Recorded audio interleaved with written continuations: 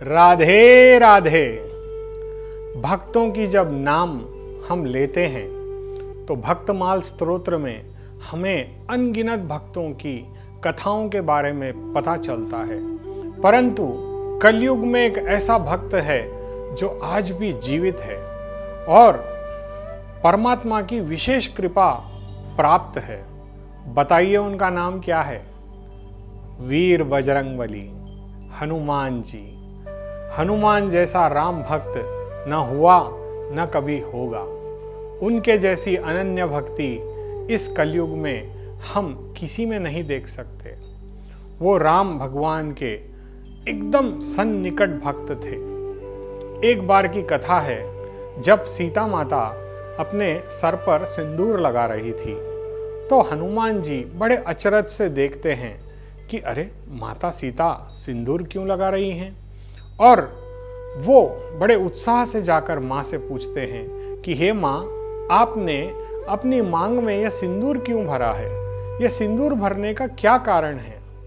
तब माता सीता कहती है कि हे हनुमान, यह सिंदूर तुम्हारे स्वामी को बहुत पसंद है और इसे लगाने से तुम्हारे स्वामी की आयु में वृद्धि होती है।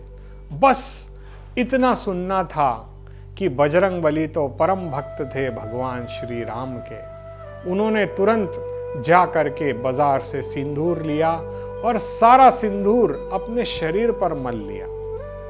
और जैसे ही वो भगवान राम जी के सामने आए तब राम जी मुस्कुराए और सीता मैया भी मुस्कुराई और पूछा कि हे पवन पुत्र, ये आपने अपने शरीर पर सारा सिंदूर क्यों मल लिया है? तब हनुमान जी मुस्कुराते हुए कहते हैं कि हे माँ सीता, जैसा आपने कहा कि इससे लगाने से भगवान प्रसन्न होते हैं और भगवान की आयु बढ़ती है, तो मैंने ये संकल्प ले लिया कि आज से मैं नित्य प्रति अपने सारे शरीर पर सिंदूर लगाऊंगा। और उसी प्रथा को आज हमारे मंदिरों में फॉलो किया जाता है। आज मंदिर में जो हनुमान जी को चोला चढ़ाया जाता है, ये उसी का प्रतीक है। यदि कोई व्यक्ति शनिवार के दिन या मंगलवार के दिन पवन पुत्र को यदि सिंदूर अभिषेक अपने हाथ से करता है तो करोड़ों जन्मों के पापों का नाश होता है। परंतु इसमें एक छोटी सी त्रुटि है जो हम सभी करते हैं। हनुमान जी ठहरे राम जी के परम भक्त। यदि हम उनकी सेवा करते हैं तो राममय वातावरण होना चाहिए, और ये वातावरण किसी ऑडियो से संबंधित नहीं होना चाहिए, मन से होना चाहिए। जैसे यदि आप भगवान हनुमान जी को सिंदूर अर्पित करते हैं तो उस समय आप अपने मन से श्री राम जय जय राम, श्री राम जय जय राम, श्री राम जय जय राम, श्री राम जय जय राम, ऐसा करतल ध्वनि आप करते हुए हनुमान जी की आप सिंदूर अर्चना कीजिए।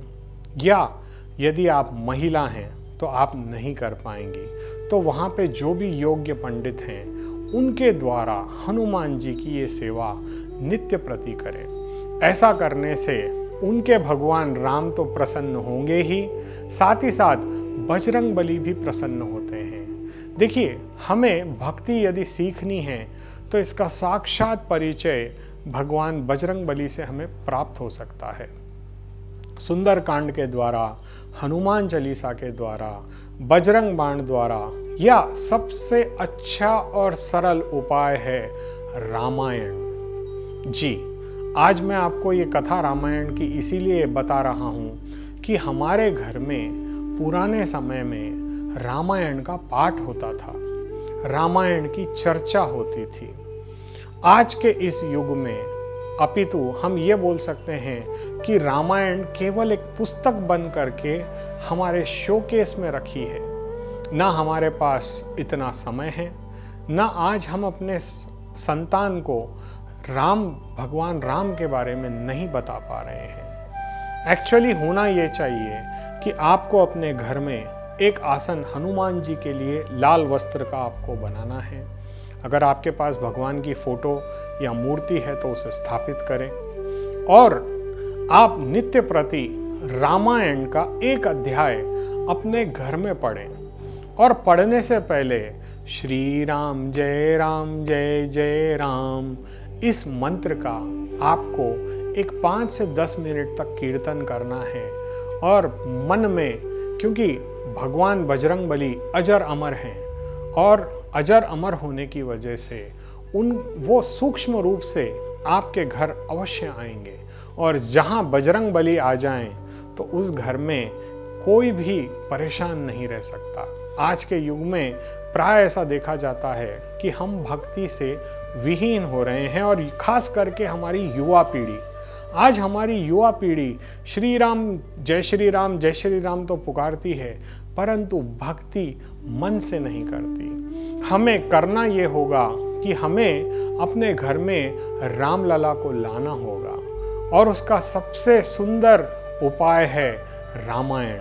या तुलसीदास जी कृत रामायण भी आप ला सकते हो, या वाल्मीकि कृत रामायण भी आप ला सकते हो। आपको करना ये है कि एक आसन आप हनुमान जी के लिए रखें, और वहाँ पर राम नाम का कीर्तन करके आपको आमंत्रित करना है हनुमान जी को कि हे पवन पुत्र, यहाँ पर रामायण का पाठ हो रहा है, आपसे निवेदन है कि आप यहाँ उपस्थित हो और हम यहाँ पे राम भगवान का संकीर्तन कर सकें। ऐसे हम पर कृपा करें, और भगवान रामचंद्र जी से भी ये आशीष मांगें कि हे रामचंद्र जी, मैं नित्य प्रति आपकी पूजा, आपकी वंदन अपने घर में करता रहूं, एक क्षण के लिए भी कभी आपको ना भूलूं, और मेरे परिवार पर, मुझ पर आपकी कृपा विशेष रूप से बनाए रखना है रामचंद्र जी। ऐसी प्रार्थना करते हुए यदि नित्य प्रति हम रामायण का एक अध्याय भी अपने घर में पढ़ते हैं, तो शास्त्र ये कहता है कि जिस घर में रामायण का पाठ किया जाए, जिस व्यापार में रामायण का पाठ किया जाए, क्योंकि देखिए आजकल प्राय ऐसा देखा जाता है कि व्यक्ति दुखी है, उसका कारण ये है वातावरण।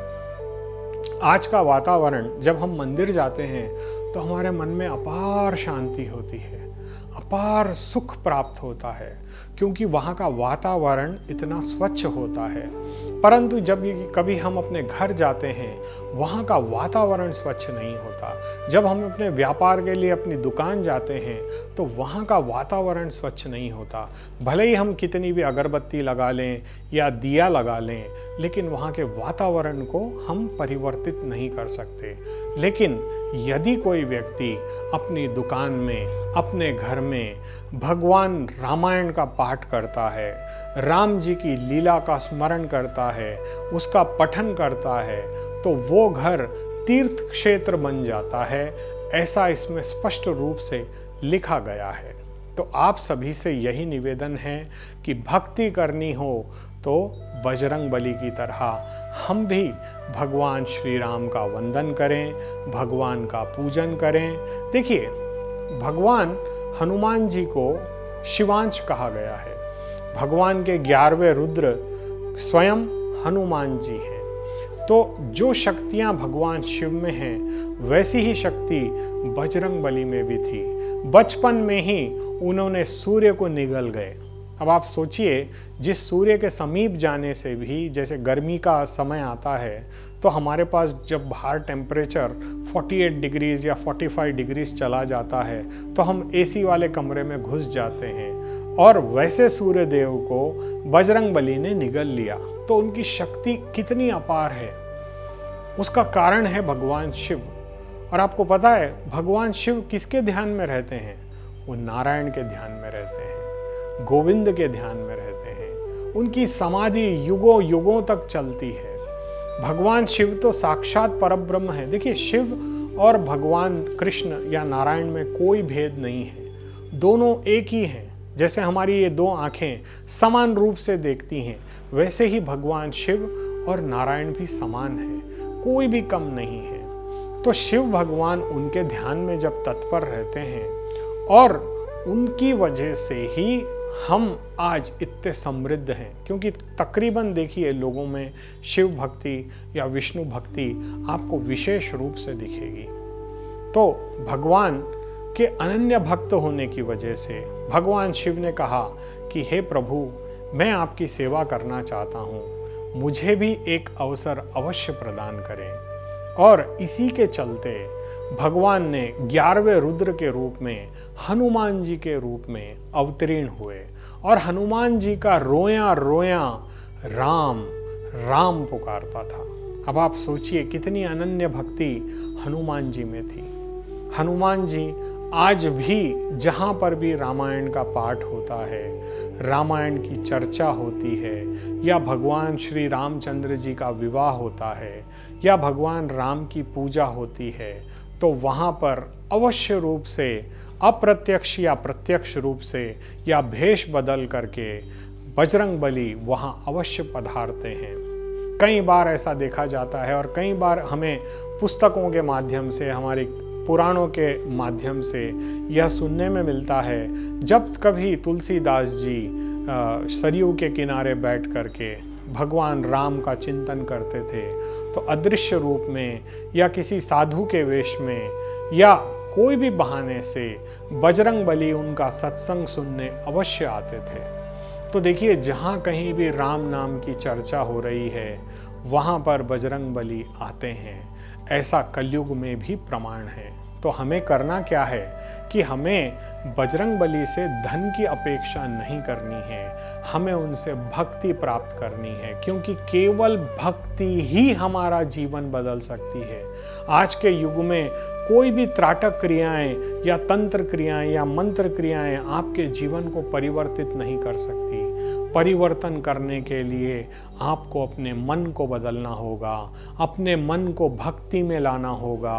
भगवान हनुमान की तरह हर समय राम नाम का जाप करना होगा। कार्य आप कुछ भी करिए, जो आपकी दिनचर्या है, जो आपका व्यवसाय है, जो आपका व्यापार है, वो करते हुए प्रभु नाम लीजिए, क्योंकि हरि तो अनंत है, हरि की कृपा भी अनंता है। लेकिन होता यह है कि हम सांसारिक बंधनों में उलझे हैं, हम हमारा मन उस परमात्मा के पास समर्पित ही नहीं कर पाते, उसकी कृपा के पात्र ही नहीं बन पाते, इसीलिए आज हम दुखी हैं। यदि हम अपने इस दुखी जीवन से मोक्ष चाहते हैं या छुटकारा चाहते हैं, और यदि हम चाहते हैं कि हर पल हम सुख में रहें, तो वो केवल उस परमात्मा के नाम से ही संभव है। यदि हम परमात्मा का नाम लेने लग जाएं, हर पल गोविंद का स्मरण करें, हर पल भागवत पुराण, शिव पुराण, रामायण, ब्रह्म पुराण, ब्रह्मवेद पुराण, विष्णु पुराण, नारद पुराण, देवी भागवत पुराण, हमारे 18 पुराण हैं। यदि हम इन 18 पुराणों को एक एक बार क्रम से भी पढ़ें तो हमारी ये आयु बहुत छोटी पड़ेगी। अगर कोई व्यक्ति 100 साल भी जीता है और यदि नित्य एक अध्याय भी यदि हम एक एक पुराण का भी पढ़ें तो ये 100 साल भी हमें कम पड़ेंगे।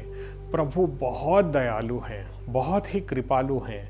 जिस तरह भगवान श्री राम ने हनुमान जी पर कृपा की है, उसी प्रकार उनकी कृपा हम पर भी हो सकती है। अपितु हमें अपना सिस्टम चेंज करना होगा, और वो सिस्टम चेंज होगा जब हम भगवान बजरंगबली के पास अपनी भक्ति, अपनी प्रभु से कृपा मांगेंगे। देखिए क्या होता है कि बोलते हैं ना कि गुरु गोविंद दो खड़े, काके लागू उपाय, बलिहारी गुरु आपने, गोविंद दियो दिखाए। परमात्मा को अपने भक्त, अपने संत बहुत प्रिय होते हैं। तो नित्य ये एक सिस्टम बना लीजिए कि आप किसी न किसी मंदिर जाएं। देखिए आज के युग में, कलयुग में मंदिर तो बहुत है, परंतु लोग प्रसिद्ध जगह ही जाते हैं। कई बार ऐसा देखा जाता है कि जंगल में हनुमान जी की मूर्ति सुनसान वीरान पड़ी है, कोई उनकी सेवा करने वाला नहीं है। ऐसे मंदिर जाइए, वहाँ की सेवा कीजिए, वहाँ की कृपा प्राप्त कीजिए। देखिए बजरंगबली का अंश हर विग्रह में है, हर मूर्ति में है, हर जगह है, हर पल है, हर क्षण है। हमें इसका आभास करना होगा, हमें ये महसूस करना होगा कि हमारे साथ वो दिव्य शक्ति विद्यमान है। जब तक हम ऐसा नहीं करेंगे तब तक हमारे जीवन में परिवर्तन नहीं आ सकता। और यदि हम परिवर्तन लाना चाहते हैं तो अपने मन को राममय बनाना होगा। अपनी सांस सांस में, देखिए बहुत सरल तरीका है। आप जब सांस लें, रा म ऐसा कीजिए, ये भी बहुत अच्छा तरीका है। और भक्ति के अंदर अपने मन को समर्पित करें। राधे राधे।